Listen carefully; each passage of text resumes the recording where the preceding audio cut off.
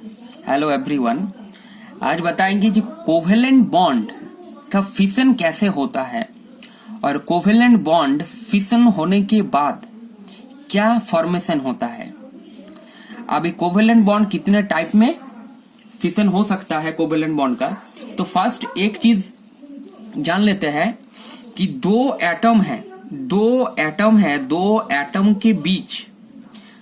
Atom के बीच अगर electron share होता है ऐसे, तो वहां पर क्या फॉर्मेशन होता है, एक सिंगल कोवेलेंट बॉन्ड का। तो ए एटम का एक इलेक्ट्रॉन, बी एटम का एक इलेक्ट्रॉन अगर इक्वली शेयर होता है इलेक्ट्रॉन, तो एक कोवेलेंट बॉन्ड फॉर्म होता है। इसको बोलेंगे सिंगल कोवेलेंट बॉन्ड। अब ये जो कोवेलेंट बॉन्ड है, इस कोवेलेंट बॉन्ड को,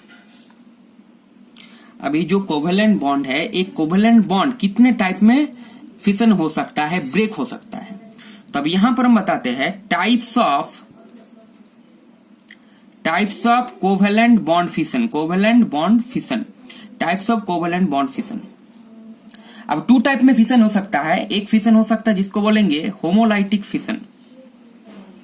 होमोलाइटिक फिशन मतलब इसमें क्या होता है, इसमें ये जो सिंगल कोवेलेंट बॉन्ड है, इसका अगर H न्यू मतलब लाइट और हीट के प्रेजेंस में अगर इसका ब्रेक करेंगे तो क्या होगा, ये जो बॉन्ड का जो शेयरिंग इलेक्ट्रॉन्स है, इसका एक इलेक्ट्रॉन्स, इसका एक इलेक्ट्रॉन्स, तो इक्वली डिस्ट्रीब्यूट हो जाएगा। यहां पर एक इलेक्ट्रॉन का ट्रांसफर हो जाएगा और एक यहां पर इलेक्ट्रॉन का ट्रांसफर हो जाएगा। मतलब ये बॉन्ड जो ब्रेक हो जाएगा वो होमोलाइटिक फिशन से, मतलब ये जो बॉन्ड का शेयरिंग इलेक्ट्रॉन्स है, इसके ऊपर एक इलेक्ट्रॉन चला जाएगा और इसके ऊपर एक इलेक्ट्रॉन चला जाएगा।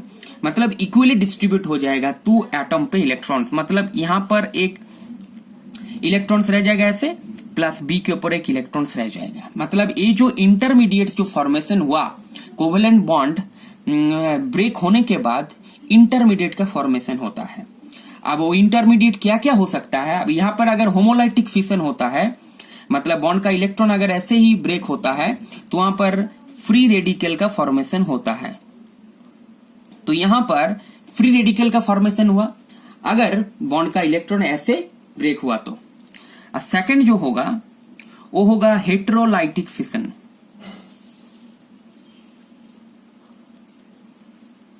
हेटेरोलाइटिक फिशन, अब हेटेरोलाइटिक फिशन में क्या होता है, जैसे मान लीजिए एक बॉन्ड है, अब ये बॉन्ड का यहां पर हेटेरोलाइटिक फिशन होगा। हेटेरोलाइटिक फिशन अब यहां पर देखना है कि बॉन्ड का इक्वली ट्रांसफर नहीं होगा इलेक्ट्रॉन का।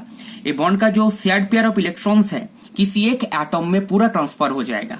मतलब एक एटम पॉजिटिवली चार्ज हो जाएगा और एक एटम नेगेटिवली चार्ज आयन हो जाएगा। तो यहां पर किसके ऊपर पूरा बॉन्ड इलेक्ट्रॉन जाएगा, जो मोर इलेक्ट्रोनेगेटिव होगा। अगर मान लीजिए ए मोर इलेक्ट्रोनेगेटिव है, ए मोर इलेक्ट्रोनेगेटिव एटम है, तो पूरा बॉन्ड का इलेक्ट्रॉन इसके ऊपर ट्रांसफर हो जाएगा। मतलब ए हो जाएगा पूरा पॉजिटिवली चार्ज एटम और बी हो जाएगा नेगेटिवली चार्ज एटम। और वही चीज अगर यहां पर हेटेरोलाइटिक फिशन हो रहा है, हेटेरोलाइटिक फिशन, तो यहां पर ए एटम अगर मोर इलेक्ट्रोनेगेटिव एटम है, तो ये पूरा बॉन्ड का इलेक्ट्रॉन इसके ऊपर ट्रांसफर हो जाएगा। जो मोर इलेक्ट्रोनेगेटिव होगा दो एटम के बीच, उसमें ये पूरा बॉन्डिंग इलेक्ट्रॉन्स पूरा उसके ऊपर ही ट्रांसफर हो जाएगा। मतलब यहां पर हो जाएगा ए माइनस और हो जाएगा यहां पर बी प्लस। ठीक है, तो यहां पर ये जो हो रहा है, तो यहां पर ये जो नेगेटिवली चार्ज आयन है यार, जो पॉजिटिवली चार्ज आयन है, ये नेगेटिव आयन, ये पॉजिटिव आयन, तो ये पॉजिटिव आयन को क्या बोलेंगे, कैटायन। यहां इसको बोलेंगे कैटायन और इसको बोलेंगे एनायन।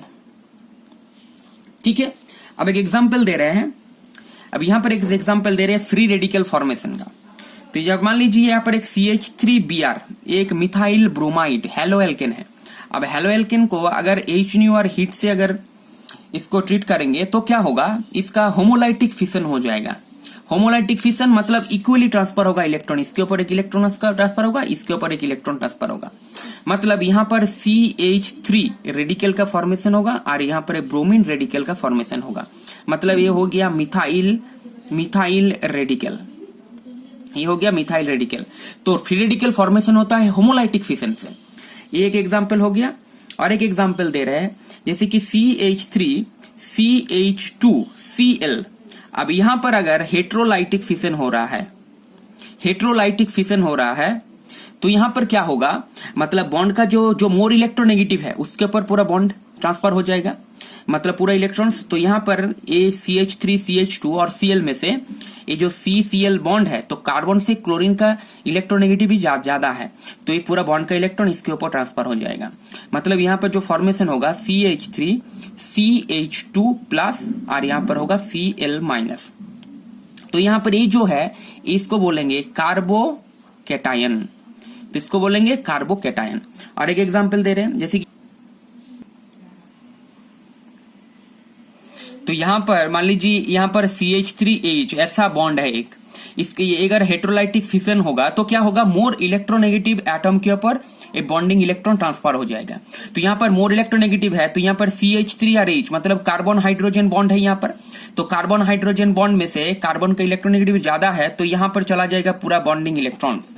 तो यहां पर क्या होगा CH3 माइनस और यहां पर H प्लस का ऐसे फॉर्मेशन होगा, मतलब इसको बोलेंगे मिथाइल एनायन, मिथाइल एनायन या कार्ब एनायन, इसको बोलेंगे कार्ब एनायन।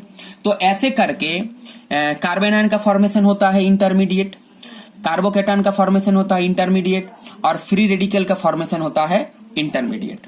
तो अगर होमोलाइटिक फिशन होगा तो फ्री रेडिकल फॉर्मेशन होगा, अगर हेट्रोलाइटिक फिशन होता है तो मोर इलेक्ट्रोनेगेटिव एटम में बॉन्डिंग इलेक्ट्रॉन ट्रांसफर होता है, तो वहां पर कार्बोकैटायन का भी फॉर्मेशन होता है और कार्ब एनायन का भी फॉर्मेशन होता है। ऐसे करके 1 degree 2 degree 3 degree free radical carbocation and carbanion, carb anion का फॉर्मेशन हो सकता है। 1 डिग्री का भी 1 डिग्री कार्बोकैटायन फ्री रेडिकल और कार्बन आयन फॉर्मेशन हो सकता है, 2 डिग्री भी हो सकता है, 3 डिग्री हो सकता है। तो यहां पर ये सब 1 डिग्री है, ए हो गया 1 डिग्री, ए हो गया मिथाइल कार्बन आयन और ए जो है ये है मिथाइल रेडिकल। तो ये मिथाइल रेडिकल है, तो 1 डिग्री भी हो सकता है, 2 डिग्री भी हो सकता है, 3 डिग्री भी हो सकता है। ए भी 1 डिग्री 2 डिग्री 3 डिग्री हो सकता है, ए भी 1 डिग्री 2 डिग्री 3 डिग्री हो सकता है। तो ऐसे कोवेलेंट बॉन्ड का फिशन करेंगे ना। अब वहां पर होमोलाइटिक फिशन भी हो सकता है कोवेलेंट बॉन्ड का और हेट्रोलाइटिक फिशन भी हो सकता है। ठीक है, थैंक यू।